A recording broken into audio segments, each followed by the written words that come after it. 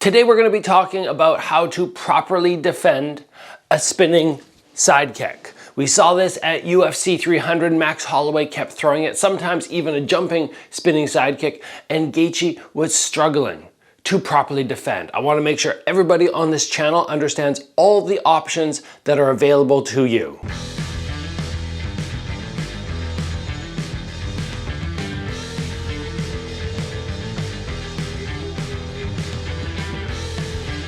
So a spinning side kick or a spinning back kick is essentially me standing here, getting that rotation, seeing the target, and driving my heel right into the stomach of my opponent. Or if the guy happens to lean down, right into the face. It's not the easiest kick to come up to head level for, right? When I turn and I'm trying to come up there, it just doesn't flow quite as well. We don't see spinning side kicks very often to the head. But that doesn't mean that we shouldn't practice for the possibility of that. Now, a spinning side kick, in terms of defense, is different than a side kick. You might go, oh, how can I deal with a side kick? Scoop it, right? If I come forward, boom, you just block it the same way that you block a front kick. You just knock it to the side. But because of the spinning element and my rotation coming this direction, normally on a side kick, you would just go boom and you'd knock it this direction. But again, because my rotation is coming around, and if there's any force going this direction, it is much harder to do that scoop. So we need other options. Gaethje looked a little bit thrown off, and there's probably a number of reasons for that. He made a mistake on the first spinning side kick, got smoked in the nose broken, then got some eye pokes.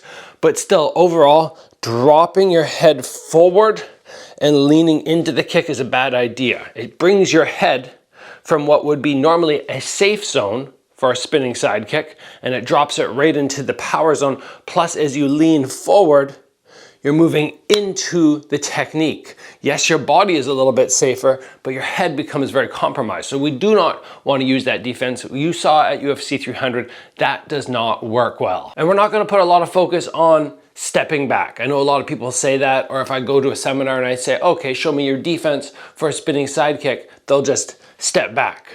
But if that's your defense for everything, you're always going to be on the run.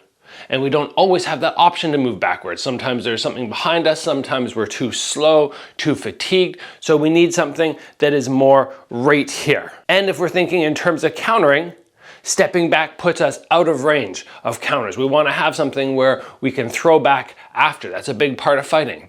So the very first thing that we can do, if we're too slow to take a step to the side, if we're too slow to do any catching or this or that, what we can do is we can take our lead leg. This is sort of my last solution, honestly. If I see a spinning side kick come and I go, oh, I can't get anything good done, I'm just going to create a barrier between my face and my stomach, utilizing my forearms and my shin.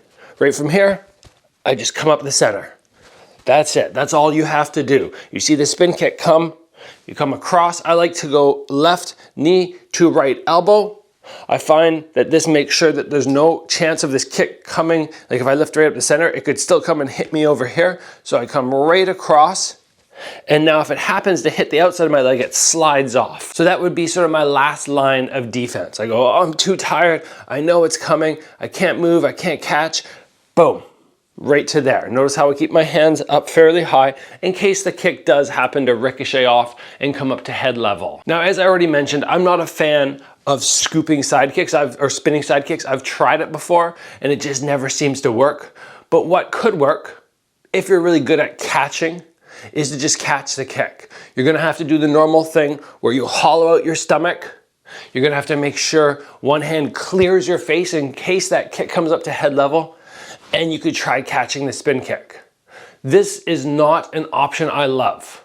I've seen people do it many times. I've seen Buakaw catch spinning side kicks, but it never looks clean. It never looks like it's a nice form of defense to this incredibly powerful technique. And a lot of times it just looks like people struggle. They struggle after they've caught the kick to find a good follow-up. But that doesn't mean you can't do it. So if you're somebody who's really good at catching front kicks or catching side kicks, you could do it for a spinning side kick. The option that I actually like a lot is to cut an angle. Now we already talked about, okay, if you're too tired to step back, then this might be a little bit difficult, but I find that this one is the easiest for me. As soon as somebody spins, I right away take a step out and I get my body off that center line. This puts me in position to throw a follow-up technique. As soon as I start my spin as the guy on offense, if you take a step that direction, I'm gonna be struggling to catch you. Because normally I don't rotate to kick here, I rotate to kick here, I come up the middle, all of a sudden you're there and I'm just left in this little shell. That's what's gonna happen, that's what's gonna be the worst in my opinion for me. To almost have my back against my opponent, I've just thrown that spin kick, be out of position, and now have to deal with 1, 2, or 3 shots before I can get myself back to a good solid stance. Now those are sort of the ideal options. If you have enough foresight to actually do something. If you don't have any of that, or you're kind of tired like Gaethje was, or Holloway is blasting out these amazing spinning side kicks that are just so sharp. If all of that happens and you just go, oh, I don't have time for anything, then a go-to defense is just to sink your hands right to your head, drop your back weight, and make basically a guard up the middle where you can just see through the center. Now the trick on taking a spinning side kick like this is not to plant your feet, but to actually get a little bit light. So when the impact hits, boom, you get knocked back and you can catch yourself, right? If somebody comes and shoves you, you don't want to be going like that. And that's kind of what Gaethje did. He kind of shifted his weight forward. You want to be going, okay, boom. I'm really light on my feet and I can catch myself. If somebody pushes me any direction, I want to move with them. If they pull me, I want to move with them. Same thing on the spinning side kick. I just drop my weight. I make sure that nothing is going to land at any super dangerous spots. It's not going to be pleasant on the forearms, but it's a lot better than my head shifting forward and getting impact there. I just stand my ground and get knocked backwards. Again, that is not my first choice of defense, but that is what I will do if I'm just way behind and I just know I'm about to take a spinning side kick. My favorite option by far is cutting the angle and smacking somebody. I think that one works for me about 9 out of 10 times when people throw spin kicks at me. Also works for spinning hook kicks and really would work for a spinning back fist too. If I come to throw the spinning back fist at you and you happen to step that direction a little bit, my power source is gonna start to weaken.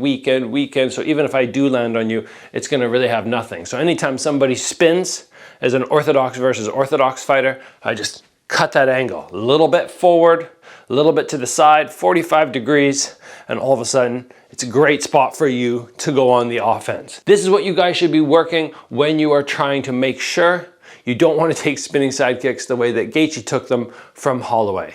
Thanks for joining today, guys. As always, train hard. I'll see you back here soon for another video.